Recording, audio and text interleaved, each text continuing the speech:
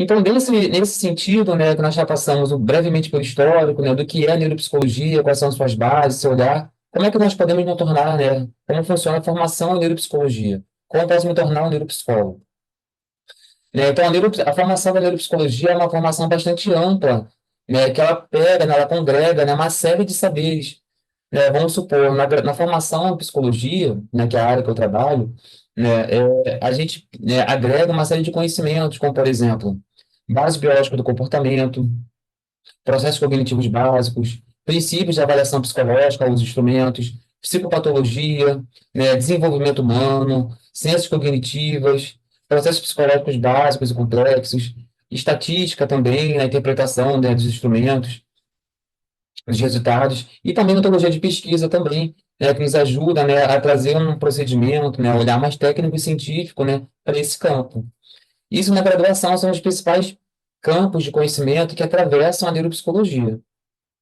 E é interessante que a gente vê, né, até saiu recentemente, né, o censo, né, o Conselho Federal de Psicologia fez um censo da psicologia, foi publicado em 2022,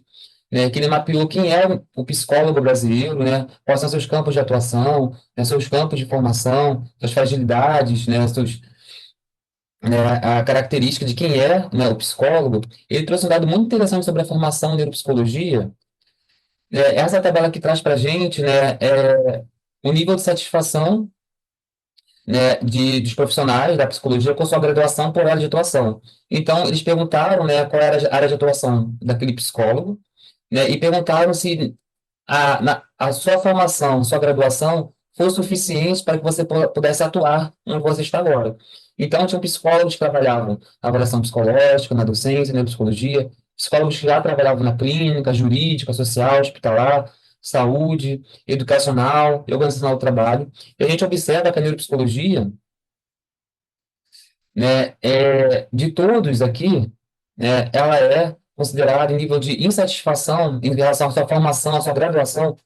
né, o maior índice de satisfação, né? Ou seja, trazendo, né, que as bases da formação em neuropsicologia ainda é muito carente na formação do psicólogo, né? Ainda carece muito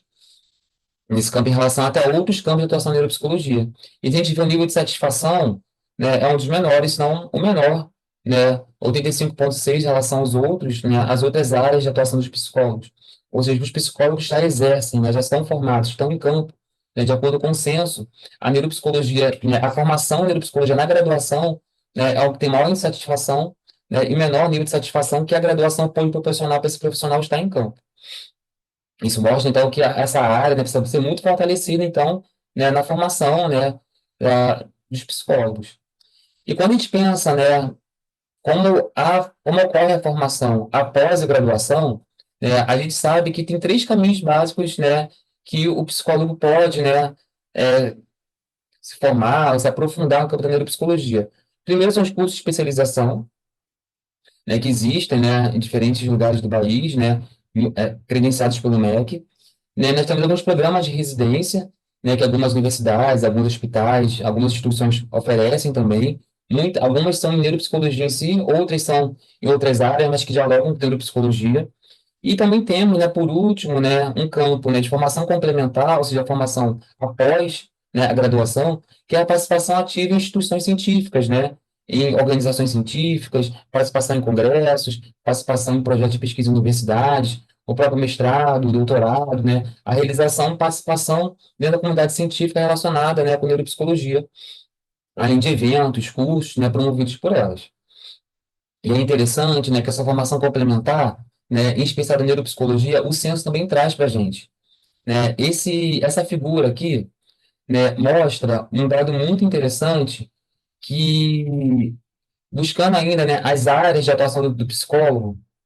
né, e entrevistando psicólogos já formados, né, e suas áreas de atuação, e eles perguntaram, né, como ocorria a formação complementar, né, em cada uma das áreas. E a gente vê, né, que na neuropsicologia, por exemplo, né, a formação complementar, né, informal, a maneira informal, tá, na neuropsicologia, acontecia muito com supervisão, né, com grupos de estudos também, a própria psicoterapia, né, individual, né, e outras que não foram aqui especificadas. E quando a gente olha, né, o perfil da formação, né? Aqui é uma formação mais informal, né, a partir do grupo de estudo e supervisão com alguém mais experiente, né? Mas quando a gente pensa, né, numa formação uma formação complementar, mais formal, a gente vê que na neuropsicologia, né, a maior parte dos neuropsicólogos entrevistados pelo Censo Brasileiro, né, realizaram especialização, né, após a graduação, como uma forma, né, de poder aprofundar, né, as lacunas da graduação e poder, né, conhecer melhor o campo, ter uma supervisão, né, mais concreta, mais direta após a formação e ingressar aí no mercado de trabalho, né, se for necessário, na neuropsicologia. Então, se a gente parar para pensar, né, a neuropsicologia ela é um campo, né, muito amplo que pode estar envolvido tanto com a avaliação quanto com a reabilitação. Então, aqui eu trouxe alguns exemplos, né, de campos, né, principais áreas de atuação do neuropsicólogo, desde a clínica tradicional, envolvendo avaliação e reabilitação no consultório privado, vamos supor, como no contexto hospitalar, contexto educacional e escolar, né, principalmente trabalhando no campo infantil, né, campos como orientação profissional também, né, vem sendo bastante trabalhados. A neuropsicologia envolvida no campo do esporte, é uma área bastante forte, né, e crescente aqui no Brasil, né, envolvido também nos processos de trânsito, mobilidade urbana, em alguns aspectos, a neuropsicologia voltados para políticas públicas, vou mostrar para vocês daqui a pouco, né, no aspecto mais social, e também na área, né, de recrutamento, seleção, recursos humanos, no campo, né, organizacional, a neuropsicologia tem muito a contribuir e tem muitos trabalhos sendo desenvolvidos nesse campo também. Então, a gente pode ver que a neuropsicologia como um campo, né, pode uma abordagem da psicologia, né, uma especialização do psicólogo, ela tem muitos campos de atuação que vão além, né, apenas, né, da clínica tradicional. Esse aqui é um exemplo, né, que eu gosto muito de pensar, né, a neuropsicologia fora da caixa, né, a partir de outros parâmetros, em outros contextos, né, esse evento promovido pelo Conselho, né, Federal de Psicologia, né, foi uma live chamada Vidas Contaminadas, Mercúrio e Saúde da População Indígena, né, ocorrido, né, em 2023. Ele discutiu bastante, né, como que a exposição ao mercúrio, né, a ação dos garimpos, né, consegue comprometer a saúde mental da população indígena. E nós tivemos trabalhos, né, nessa live, né, uma apresentação, por exemplo, discutindo, né, como que a exposição ao mercúrio, né, e outros metais tóxicos pode comprometer as funções cognitivas. Então, né, nessa live, né, tivemos aí diferentes psicólogos, né, trazendo as perspectivas, e tivemos também profissionais discutindo como que as funções cognitivas, especialmente em crianças que foram expostas ao mercúrio, né, foram alteradas a partir disso. Então, a gente vê, né, como que